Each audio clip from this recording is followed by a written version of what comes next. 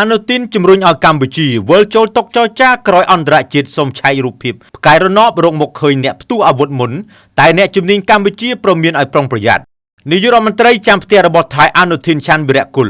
សង្ស័យបែបលេបថ្នាំខុសជំរុញឲ្យកម្ពុជាវិលចូលតុចរចាព្រោះមុននេះអនុទានប្រកែកញ៉ាញខ្លាំងដៃណាស់ហ៊ានប្រឆាំងនឹងបំណងរបស់អាស៊ានមហាយៈចិន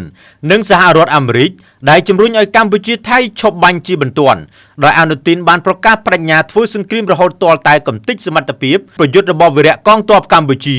ឲ្យបាក់ស្បាតក្រាបដល់ដីនេះបើយោងតាមការចុះផ្សាយរបស់កាសែត Thai The Nation កាលពីថ្ងៃពុធទី17ខែធ្នូឆ្នាំ2025ការជំរុញឲ្យកម្ពុជាវិលចូលតុចរចានេះបានធ្វើឡើងកាលពីថ្ងៃពុធទី17ខែធ្នូឆ្នាំ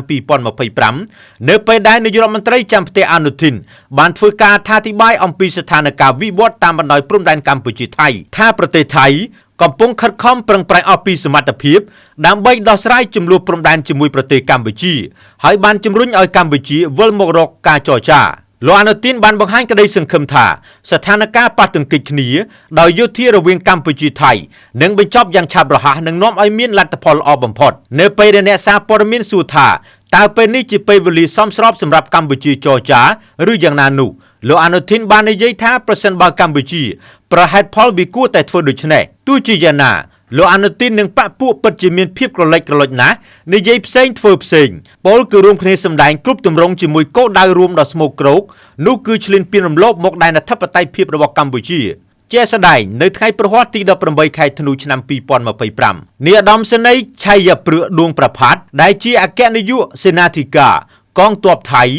បាននិយាយថាគោលបំណងយោធាថៃនៅក្នុងចំនួនព្រំដែនកម្ពុជាថៃដែលកំពុងបន្ត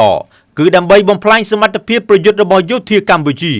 ដើម្បីកុំឲ្យពួកគេក្លាយជាការគំរាមកំហែងដល់ប្រទេសថៃនាយអគ្គសេនាធិការកងទ័ពថៃរូបនេះបានអះអាងគួរឲ្យសំណើចថាកងទ័ពថៃវិដណ្ដើមយកមកវិញបានប្រមាណ 85% ហើយនៃតំបន់អធិបតេយ្យភាពថៃដែលត្រូវបានរំលោភបំពានដោយនិយាយបន្ថែមទៀតថាវានឹងត្រូវការពេលវេលាខ្លះដើម្បីបញ្ចប់ប្រតិបត្តិការដែលនៅសល់ទាំងអស់និយាយពីលោកអនុទានវិញនេះបង្ហាញពីការបដូរជំហរ360ដឺក្រេរបស់លោកនិងងាកមកប្រើភាសាបែបត្រជាក់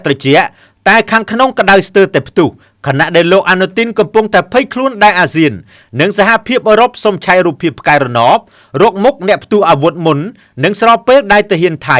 រហូតដល់ទៅជាង 4000 នាក់ក្លាយជាចំណីថ្មាតនិងជាជីលំអដីកម្ពុជានិងរបួសជាង 10000 នាក់ផ្សេងទៀតនេះបើយោងតាមប្រភពផ្ទៃក្នុងរបស់ថៃទម្លាយឲ្យដឹងទន្ទឹមនឹងនេះរដ្ឋមន្ត្រីការបរទេសថៃស៊ីហាសាភួងកេតកៅក្នុងដំណើរទស្សនកិច្ចនៅប្រទេសជប៉ុនបាននិយាយថាភាគីថៃមិនបានបដិសេធការសម្របសម្រួលពីបរទេសដើម្បីដោះស្រាយជម្លោះព្រំដែនជាមួយកម្ពុជានោះទេយោងតាមការចុះផ្សាយរបស់សារព័ត៌មាន The Star កាលពីថ្ងៃប្រហ័សទី18ខែធ្នូឆ្នាំ2025បានឲ្យដឹងថាមេទូតថៃរូបនេះនិយាយថាថៃស្វាគមន៍ចំពោះកិច្ចខិតខំប្រឹងប្រែងពីប្រទេសដទៃទៀតដើម្បីជួយសម្របសម្រួលឲ្យមានសន្តិភាពប៉ុន្តែវាជាការសំខាន់ណាស់ដែលកិច្ចសម្របសម្រួលនោះត្រូវតែមិនលំអៀងនិងមិនផ្អៀងទៅរកភាគីណាមួយសម្ដីលោកមេទូតថៃរូបនេះធ្វើឡើងចំពេលមហាអំណាចដូចជាសហរដ្ឋអាមេរិកនិងមហាយៈចិនព្រមទាំងប្រធានអាស៊ានឆ្នាំ2025គឺម៉ាឡេស៊ីកំពុងខិតខំយ៉ាងខ្លាំងដើម្បីនាំឲ្យថៃ